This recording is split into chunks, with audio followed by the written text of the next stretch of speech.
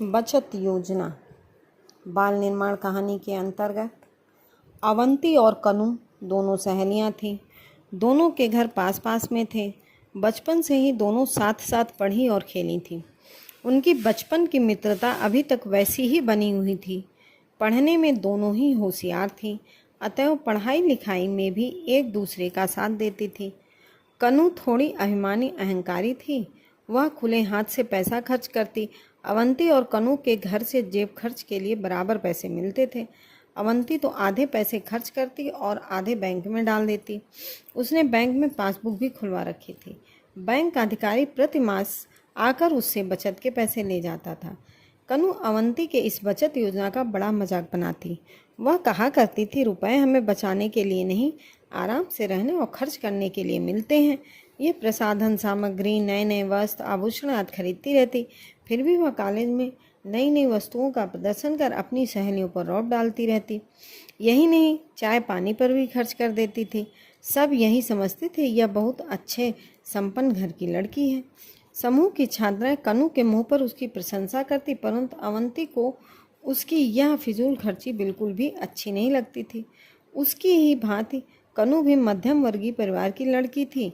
यह भी जानती थी कि कनु को असमय के लिए कुछ संचय करने के लिए कहती, परंतु वह उल्टे उस पर ही व्यंग कसने लगती और अवंती उसे जब तब फिजूल खर्ची कम करने के लिए कहती ही रहती। इस बात को लेकर दोनों में कभी कभी लड़ाई भी हो जाती थी। परीक्षा फल आया तो दोनों सहेलियां सेकंड डिवीज़न में पास हो गईं। अवंती बहुत प्रसन्न थी, अच्छे कॉलेज में जाना चाहती थी। उसकी इच्छा थी कनु भी उसी कॉलेज में जाए। कनु को भला इसमें क्या आपत्ति हो सकती थी। उसने मन ही मन सोचा। वह प्रसन्नता से भरी कनु के घर गई, जिससे उसे विचार करके जल्दी से अच्छे कॉलेज में प्रवेश ले लें। विलम्ब करने से स्थान भर जाने का भय रहता है। अपने भाई से 2 फॉर्म भी मंगवा लिए।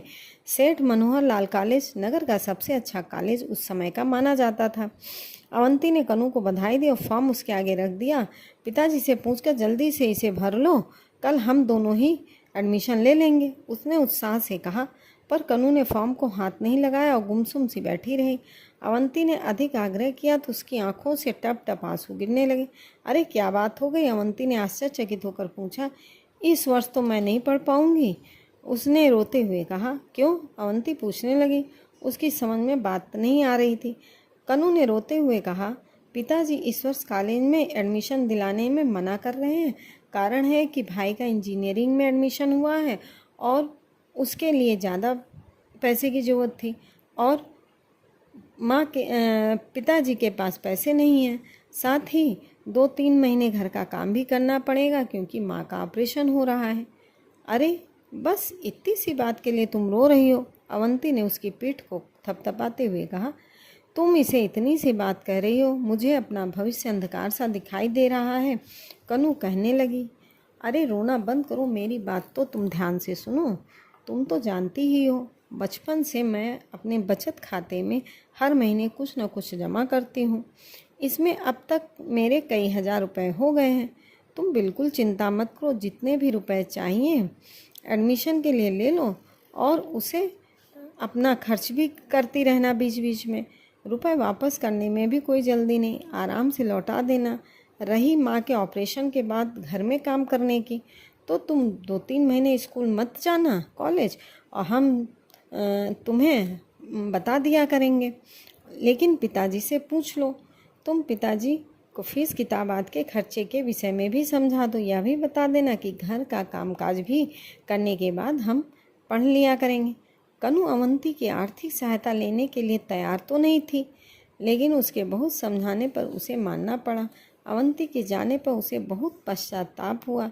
यदि वह भी उसकी बात मानकर बचत खाते में कुछ पैसे जमा करती रहती तो आज उसे किसी के आगे मुंह नहीं देखना पड़ता।